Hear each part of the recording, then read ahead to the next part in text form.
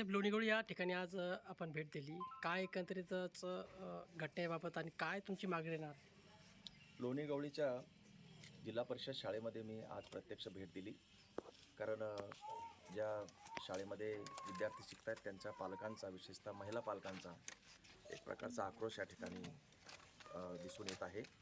कारण इथे जी काही घटना घडली ती माणुसकीला काळिमा फासणारी आहे आणि विशेषतः शिक्षण क्षेत्रातील शिक्षकांचा जो दर्जा आहे त्याच्यावर प्रश्न उपस्थित करणारी घटना आहे.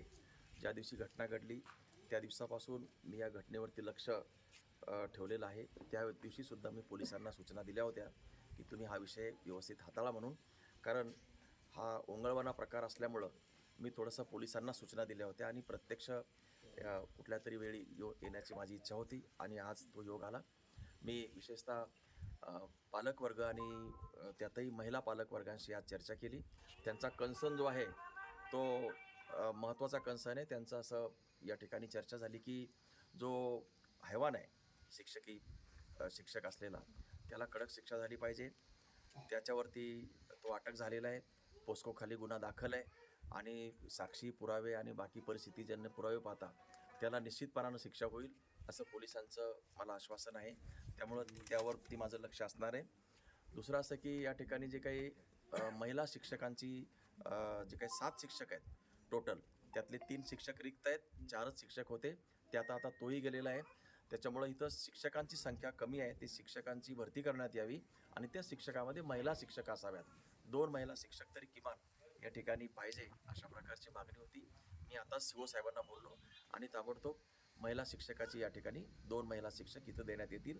दुसरं जे काही ते खिचडी करणारे काही मंडळीबद्दलसुद्धा मंडळीचा आक्रोश आहे, त्याचीसुद्धा ताबडतोब त्याची दखल घेण्यात आली. उद्यापासूनच ती जी खिचडी बदलणारी जी महिला आहे तिची या ठिकाणी बदली करण्यात येईल आणि दुसरा वेंडर त्या ठिकाणी घेण्यात येईल. साहेब, एका बाजूला सरकारमध्ये जिल्हा परिषद शाळा जगल्या पाहिजेत, दुसऱ्या बाजूला जर आपण बघितलं जिल्हा परिषद शाळेमध्ये जर अशा घटना घडत असतील तर काय म्हणावे? नाही, तुम्हाला सांगतो की लोणीगवळीची ही जी शाळा आहे या शाळेचा एक ट्रेडमार्क आहे. यांचं जे स्टँडर्ड आहे, दर्जा आहे तो अतिशय चांगला आहे आणि त्यांना मला वाटतं काही तुम्हाला बक्षीस पण मिळालेले आहेत ना. तर शिक्षणाचा जो दर्जा आहे या शाळेचा कमी नाही. विशेष म्हणजे इतर शाळांपेक्षाही या शाळेचा दर्जा खासच आहे. किंवा शिक्षकसुद्धा चांगले, पण या शिक्षक बिरादरीमध्ये हे काही लोक हैवान त्याच्यामध्ये घुसलेले आहेत आणि त्याच्यामुळं त्या एकूण शिक्षकी पेशाला ही एक प्रकारची काळीमा आहे.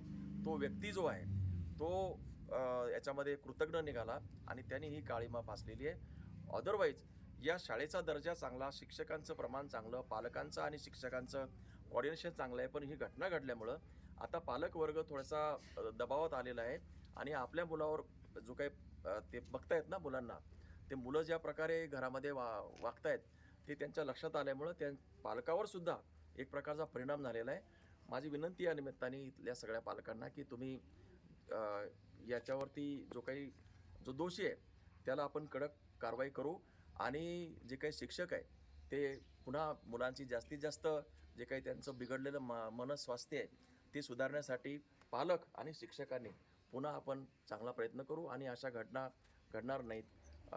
आपल्या शिक्षकांना, आपल्या शाळेचा, आपल्या शिक्षकांचा, आपल्या गावचा जो काही वकूफ आहे, दर्जा आहे तो आपण चांगला ठेवूया. सगळेजणच याच्यामध्ये काम करू. मी पण तुमच्यासोबत आहे. या निमित्ताने दुसरे काही प्रश्न निर्माण झालेले आहेत की वर्गखोल्यामध्ये CCTV सुद्धा दिली पाहिजे. आता इथं CCTV आहे शाळेमध्ये, पण वर्गखोल्यामध्ये ती पाहिजे. त्याबद्दलसुद्धा मी आता CO साहेबांशी बोलतो आणि प्रसंगी सर्व जिल्हा परिषद शाळातील वर्गखोल्यामध्ये सुद्धा CCTV कॅमेरा लावण्याबद्दलची माझी मागणी राहील आणि त्यासाठी सुद्धा पुढाकार घेणार आहे. साहेब, एक आमदार म्हणून मतदारसंघातल्या लोणीगोळीचाच प्रश्न नाही तर इतरही शाळेचा प्रश्न असा उद्भवू शकतो. काय पर्याय व्यवस्था आपण एक आमदार म्हणून करणार किंवा जिल्हा परिषदेला काय आदेश देणार? अशी घटना आपल्या मतदारसंघात घडू नये म्हणून जिल्हा परिषद शाळेमध्ये काय पर्याय व्यवस्था किंवा प्रशासनाला काय आदेश मी देणार? तुम्हाला सांगतो की जिल्हा परिषदेचे जे शिक्षक आहेत ते ओव्हरबर्डन आहेत, बरोबर आहे. परंतु इतके नाही आहेत की पोलिसा इतके आहेत. जे महाराष्ट्र शासनाचं पोलीस विभाग आहे ते खरं तर त्यांच्यावर पण बर्डन असतं, ओव्हरबर्डन असतात. परंतु ते विभाग काय करतं की 2 महिने 3 महिन्यानंतर ते त्यांचे वर्ग घेतं, क्लास त्यांचे एक प्रबोधन वर्ग म्हणा किंवा त्यांना सूचना वगैरे देत असतात 3-3 महिन्याला.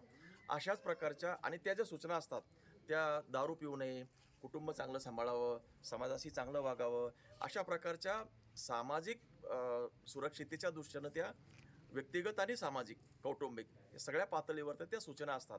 तशा प्रकारचा प्रयत्न जिल्हा परिषद ज्या काही शाळा आहेत, शिक्षक आहेत, त्याला CO साहेबांनी करावं. मी CO साहेबांना या संदर्भात आताच बोललेलो आहे की तुम्हाला प्रबोधन वर्गसुद्धा घ्यावा लागणार आहे. कारण हा कसा आहे, नोकरी करणारा शिक्षक जातो आणि आपण शाळेमध्ये मुलं टाकतो, एवढा हा तटस्थ राहण्याचा प्रकार नाही. सगळ्यांनीच जरा हा मुलांचा एक सामाजिक विषय ना, याच्यातून काय आपली मुलं घडतात. आपल्या मुलाला कोण शिकवतो? शिक्षक शिकवतो. तो कसा आहे काय ही पण चर्चा झाली पाहिजे. आता टीचर्स पॅरेंट असोसिएशन म्हणजे ज्याला आपण शाळा व्यवस्थापन समिती आहे, त्यांचा सुद्धा कन्सर्न आहे ना. म्हणून सगळ्यांनी मिळून शाळा कशी सगळ्यांची मिळून आहे नाही, आणि ही चालवण्यासाठी विशेषतः CO साहेबांनी, बरोबर आहे, जिल्हा परिषद प्रशासनाने याच्यावर जास्तीत जास्त चांगली कारवाई करावी, लक्ष घालावं आणि थोडासा अलर्ट मोडवरती राहावं, अशा प्रकारची विनंती माझी या निमित्तानं राहणार आहे. आणि याबद्दलच्या माझ्या काही मतं आहेत, सूचना आहेत, मी त्यांना पत्रानं देतो आणि त्याचा पाठपुरावा पण मी करणार आहे.